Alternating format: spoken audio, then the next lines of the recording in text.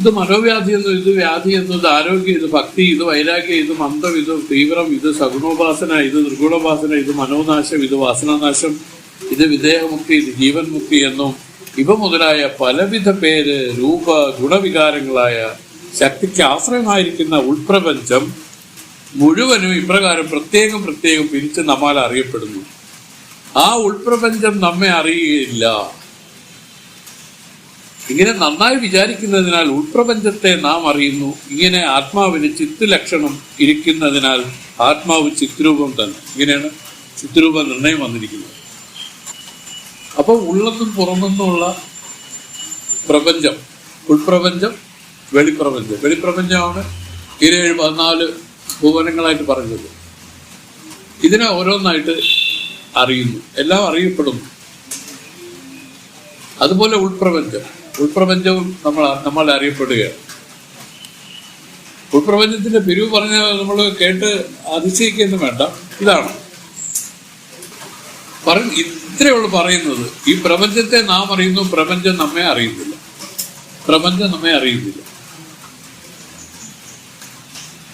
ചിത്തലക്ഷണം പറയരുത്.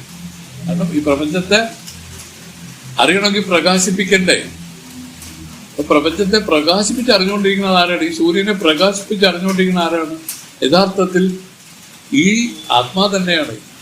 അതാണ് ഈ പറഞ്ഞതിന്റെ അർത്ഥം.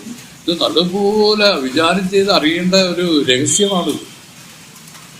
അത് എങ്ങനെയെന്നൊക്കെ ചിന്തിക്കുമ്പോൾ നമ്മളുടെ ഇപ്പോഴത്തെ ജീവബുദ്ധിക്ക് ഒരു വല്ലായ്മ തോന്നും.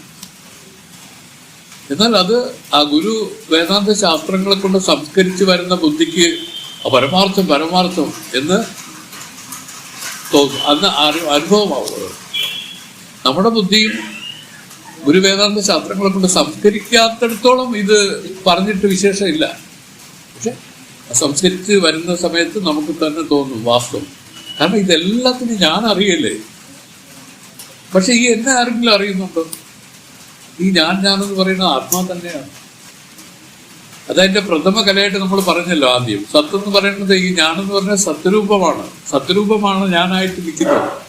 അപ്പൊ എല്ലാവർക്കും ഞാൻ തോന്നുന്നു. ഈ ഞാൻ എവിടെ തോന്നുന്നു? ആർക്ക് തോന്നി?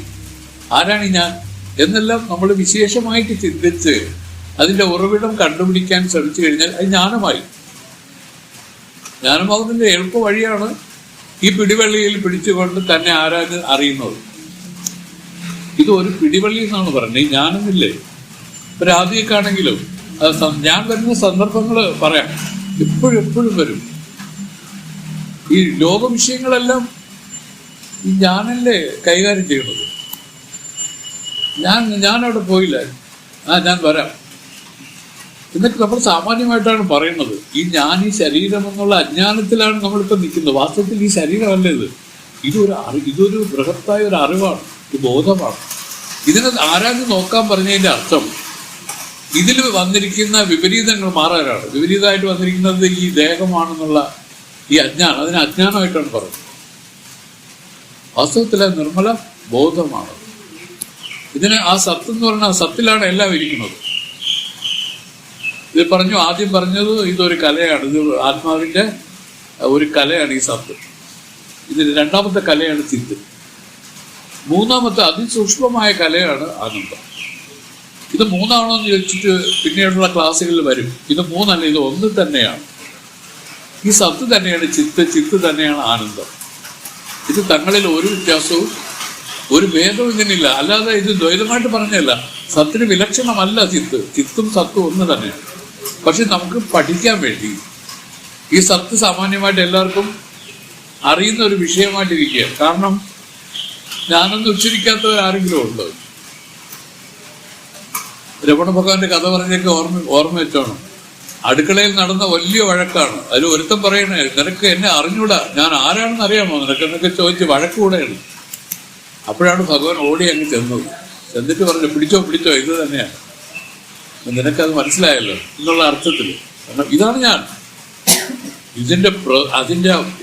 അതിന്റെ ബഹിർഭാഗം ഈ അഹങ്കാരവും അതിന്റെ മൂലം യഥാർത്ഥ ജ്ഞാനമാണ്. ഈ ജ്ഞാനിലാണ് ഈ അഹങ്കാരം പൊന്തി വന്നിരിക്കുന്നത്. അങ്ങനെ ഞാനെന്ന് പറയുമ്പോൾ അഹങ്കാരമായി. ഏത്? ഈ ദേഹാത്മബുദ്ധിയിൽ വന്ന ഒരാളായി മാറും. ദേഹം ആത്മാവാണെന്ന് വിചാരിക്കുന്ന രൂപത്തിലായി. അല്ലെങ്കിൽ അത് ശുദ്ധമായിരിക്കുന്ന ആത്മാവ് തന്നെയാണ്. നമ്മുടെ ശ്രീ നാരായണ ഗുരുദേവൻ ഇതിനെ പറഞ്ഞിട്ടുണ്ട്. അഹമഹമെന്ന് അരുളുവതൊക്കെ ആരായുകിൽ അഹമേ പലതല്ലാതെ ഏകമാകും. അകലും അകന്ത അനേകമാകയാൽ ഈ തുകയിൽ അഹംപൊരുളും തുടർന്നു. ഈ തുകയിൽ അഹംപൊരുളും എന്ന് പറയുന്നത് ആത്മ തുടർന്നിരുന്നു. വാസ്തവത്തിൽ അത് തന്നെയാണ് ഇതിലുള്ളത്. ഇതെല്ലാത്തിനും ഉദയാസ്തമനങ്ങളുണ്ട്. പക്ഷേ ആ അഹംപൊരുളില് ഉദയാസ്തമനങ്ങളില്ല. അത് നിത്യമായിരിക്കുന്നു. നിത്യമായിരിക്കുന്നതിലാണ്, അതാണ് സത്ത്. ഈ സത്തിലാണ് ഇതെല്ലാം തോന്നുകയും മറയുകയും ചെയ്തുകൊണ്ടിരിക്കും. ഇത് ഭയങ്കരമായിട്ട് മനസ്സിലാക്കാനുള്ള ഒരു രഹസ്യമാണ്. നമ്മുടെ വിചാരം ഈ കാണുന്നത് കൊണ്ട് ഇത് സത്യമാണെന്ന്. വാസ്തവത്തിൽ ഇതെല്ലാം കാണുകയും അഴിയുകയും ചെയ്തുകൊണ്ട് ഇതിൽ ഡാൻസ് കളിച്ചുകൊണ്ടിരിക്കുക. ഏതില്? ആ സ്വരൂപത്തിൽ. പക്ഷെ ഇതിൽ ഭ്രമിച്ചുകൊണ്ടാണ് നമ്മൾ തന്റെ യഥാർത്ഥ രൂപം വിസ്മരിച്ച് ഇങ്ങനെ നിൽക്കുന്നത്. ഒരു മൂഢാവസ്ഥയാണ്. ഇതൊരു മൂഢാവസ്ഥയാണ്. ഇതിനെയാണ് അജ്ഞാനം എന്ന് പറയുന്നത്. നമുക്ക് ഇത് എന്താണ് ഇത് പഠിപ്പിക്കുന്നത്? തന്റെ യഥാർത്ഥ സ്വരൂപത്തെ നമ്മളെ ധരിപ്പിക്കുകയാണ്. വാസ്തവത്തിൽ അതാണ് നീ അതാണ്. അതെ, സത്ത്, ചിത്ത്, ആനന്ദം, ഇത് ആത്മാവിന്റെ സ്വരൂപമാണ്. സത്തെന്ന് വെച്ചാൽ ഒരിക്കലും മാറാത്ത ഉണ്മ. ചിത്തെന്ന് പറഞ്ഞാൽ സ്വയം പ്രകാശം. ഇവിടെ ചിത്താണ് പറയുന്നത്. സ്വപ്രകാശമായിട്ട് ഈ ലോകത്ത് എന്തെങ്കിലും ഉണ്ടെങ്കിൽ ഇത് ഈ ആത്മാവാണ്. ഈ ആത്മാ ഈ പറയുന്ന വെളിപ്രപഞ്ചത്തെയും പ്രകാശിപ്പിച്ച് അറിഞ്ഞുകൊണ്ടിരിക്കുന്നു. അതുപോലെ തന്നെ ഉൾപ്രപഞ്ചത്തെയും പ്രകാശിപ്പിച്ച് അറിഞ്ഞുകൊണ്ടിരിക്കുന്നു. ഉൾപ്രപഞ്ചത്തെ പറ്റി ഒരു ലിസ്റ്റ് തന്ന കണ്ടോ? സൂക്ഷ്മ ശരീരത്തിന്റെ ഘടനയാണ് പറഞ്ഞത്. സ്ഥൂല ശരീരവുമായിട്ട് ബന്ധപ്പെട്ടാണ് ഈ ലോകം നിൽക്കുന്നത്. സൂക്ഷ്മ ശരീരത്തിൽ ഇതിന്റെ അന്ധകരണവും അതിന്റെ കാര്യങ്ങളുമായിട്ട് നിൽക്കുകയാണ്. എല്ലാം കൂടെ എടുത്തെടുത്ത് പറയുന്നതിന്റെ കാരണം എന്തെന്നറിയാമോ സ്വാമി?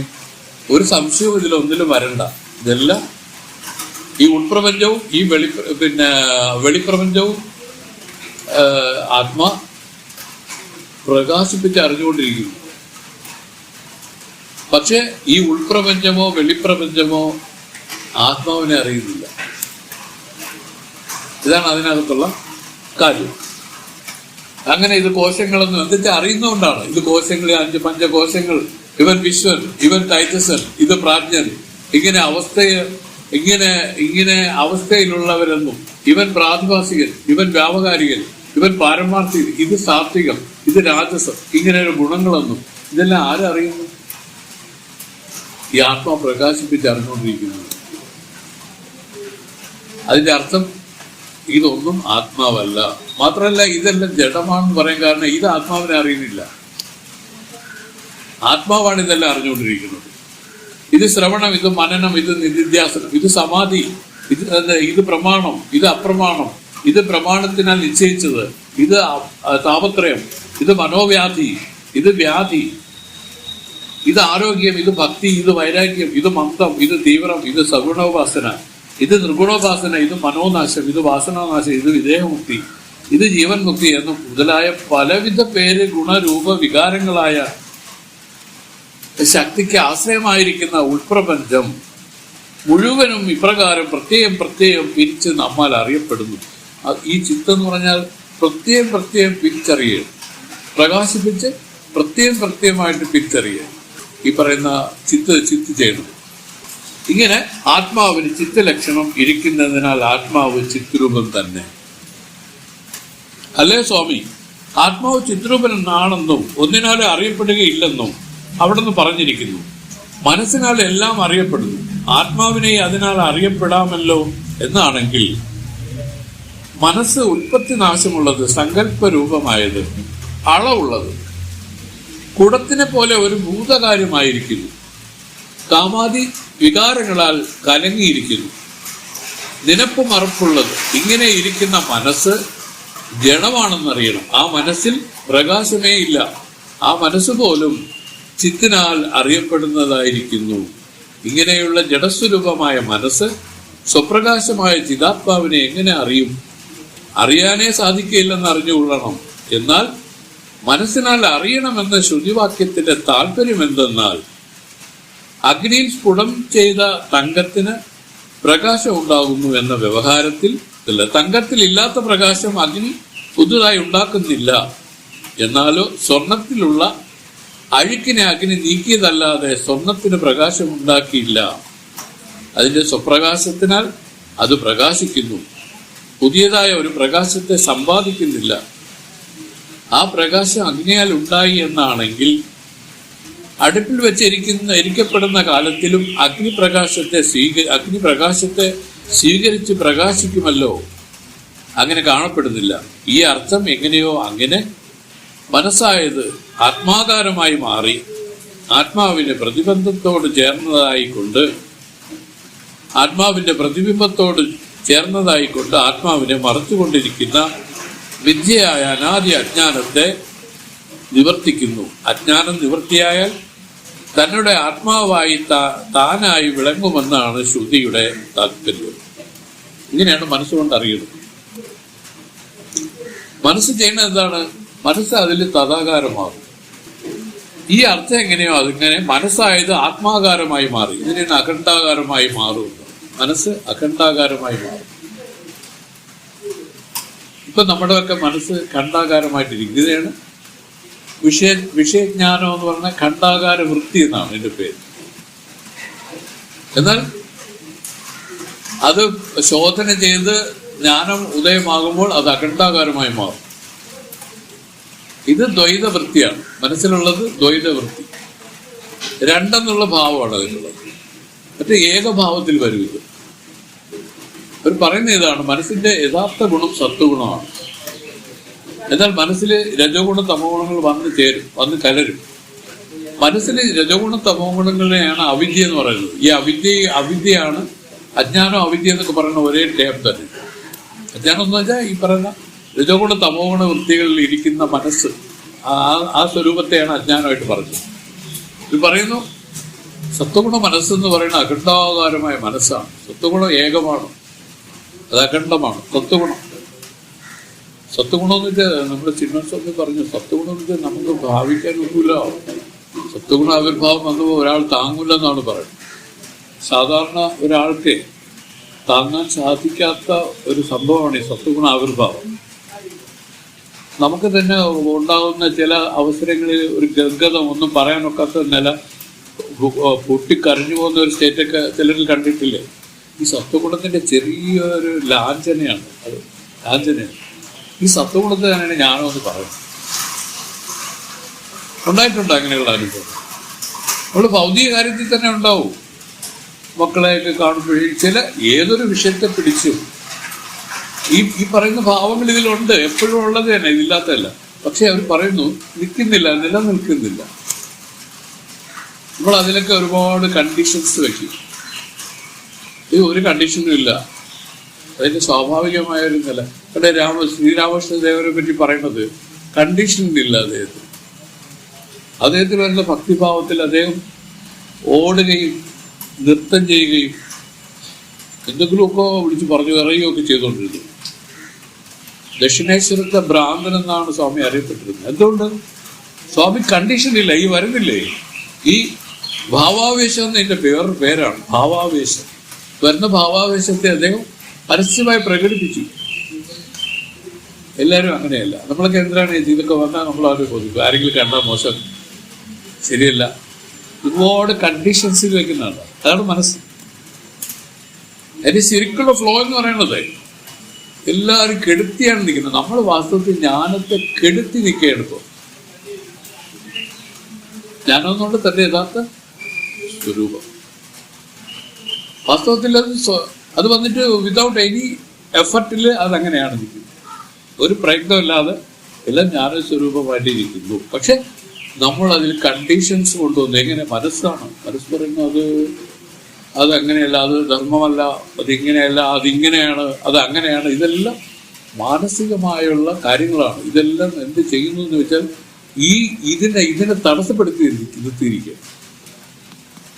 അപ്പോൾ ജഡ്ജി ചോദിക്കുക, അങ്ങനെ ശ്രീരാമകൃഷ്ണ ദേവന് മാത്രമല്ലേ അത് കണ്ടോളൂ, മറ്റ് ജ്ഞാനികൾക്ക് സ്വാമിമാരൊക്കെ ഉണ്ടായിരുന്നില്ല, അവർക്കൊന്നും അത് കണ്ടില്ലല്ലോ എന്ന് പറയുകയാണെങ്കിൽ വിവേകാനന്ദ സ്വാമി ഇത് പരസ്യമായി വിമർശിച്ച ആളാണ്.